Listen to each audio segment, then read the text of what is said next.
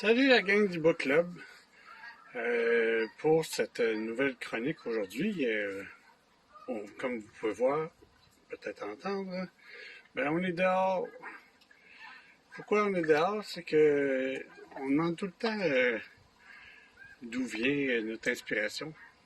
Puis j'ai décidé de vous faire un petit topo là-dessus concernant en lien avec Damien.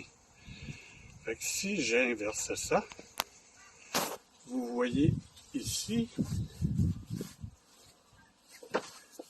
voici notre cher Damien. Si vous regardez comme il faut, avec attention, on zoome un peu, c'est exactement là que la photo pour Damien a été prise par moi-même pour la couverture de Damien l'été passé. Donc, si on regarde encore à nouveau, pas comme ça, si vous portez attention, dans le fond, Damien, c'est moi qui suis sur la photo, c'est juste que la tête a été changée.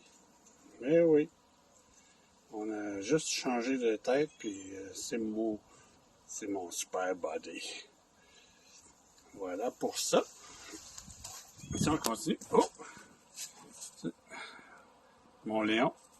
Non, il s'appelle pas Damien. Essayez pas. Voilà pour la première partie. Puis si je reviens un peu ici, je recule. Vous voyez, c'est chez nous dans le fond. Et puis, si vous avez la maison,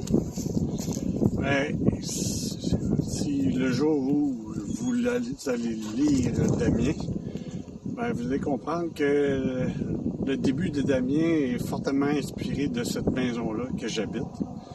C'est-à-dire une maison ancestrale qui date de 1863. Puis qui est pleine de chaleur, pleine de souvenirs. Mais pas hantée. Et non.